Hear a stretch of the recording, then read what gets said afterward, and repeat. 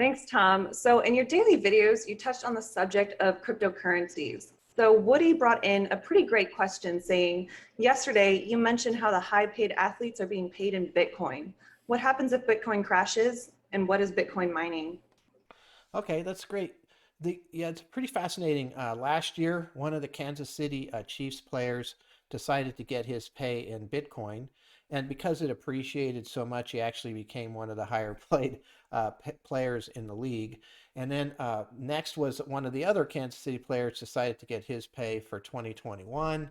And then, of course, Trevor Lawrence, who was just drafted number one by Jacksonville, got a $24 million signing bonus, and he decided to put that entire amount into cryptocurrencies, Bitcoin, Ethereum, and Solera.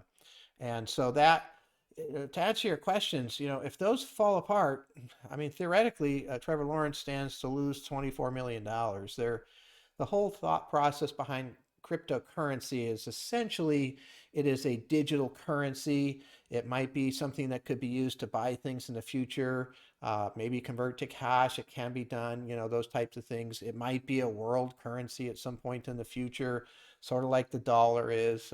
So that's the overall idea. But in the end, there's nothing behind it. Like the U.S. government is behind the dollar, so there could be a collapse of the actual, currency, the cryptocurrency itself. Matter of fact, there has been several collapses so far. So, so that's the big risk. And actually, I'm going to bring Ethan in on the mining. He has some experience with this, and he can kind of describe, in some simple terms, what Bitcoin mining is. So Bitcoin mining or just cryptocurrency mining is just a super high level is a complex mathematical equation that a computer runs through. It takes a lot of processing power, and once it gets the correct answer, you're then given a coin, and that's proof Right. of work Ah, mining. And so right now, there's a lot of power that goes into mining Bitcoin, Ethereum, and you could be an average Joe miner at home, or you could be a big company that's mining with these specialized miners. so you're going to spend a lot for energy to mine these, yeah? Yeah, so a lot of these mining centers are based where there's low cost, usually near geothermal or some sort of hydro Ah, energy plants. so for cheap energy. Now, how many different cryptocurrencies are there roughly? Think right now there's at least over 5,000, Wow. but most of the money's in the big ones like Bitcoin, Ethereum, Ripple, Litecoin.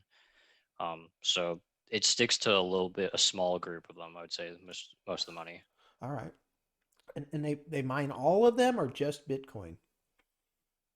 So usually, for Bitcoin, you can only use a specialized miner to be competitive. Otherwise, you're just out of luck. But for like, so a lot of people mine the smaller currencies, the altcoins they're called, Yeah. and then they convert that into Bitcoin or Ethereum, whatever main currency they want to hold Okay. is what they do. Well, I want to expand a little bit, and I'll share my screen here.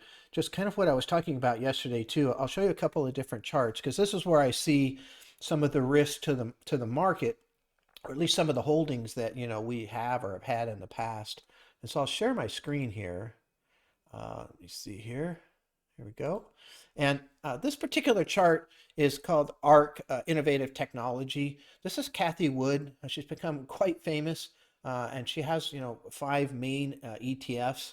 And this is the ARC KK, we call it. And so essentially, you can see, great run up, huge run, and then really struggled, right? Coming down.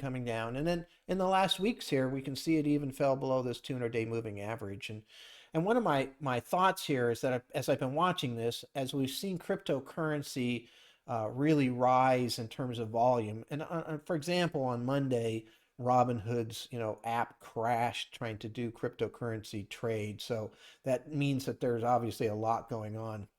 I actually think the same group that was buying this type of investment, and here's another one here. So this is the same. This is Kathy Wood also, but this is the genomics, right? So this is, I call this advanced healthcare. Same thing. It fell pretty good, acceleration here. I think this group that was buying this is now selling this and moving into, Bitcoin. And here's clean energy. Here's Invesco Solar.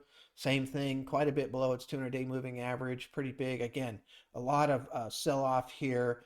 I think this Trevor Lawrence thing kind of got things going too. I think, that was done on Friday, and then, Robinhood crashed on Monday. So those might be related as far as that goes.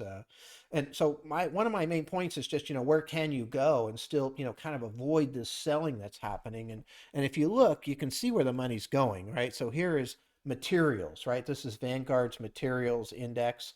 They buy most of the, materials companies out there.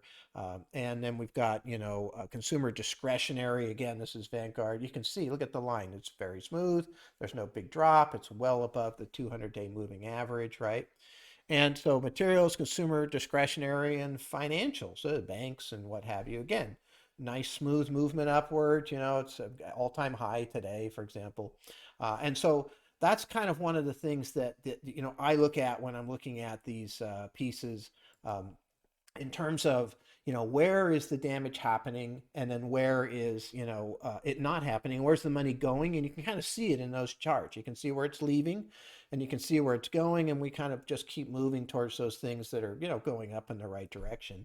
um, I will say one thing, I think, and Ethan touched on this.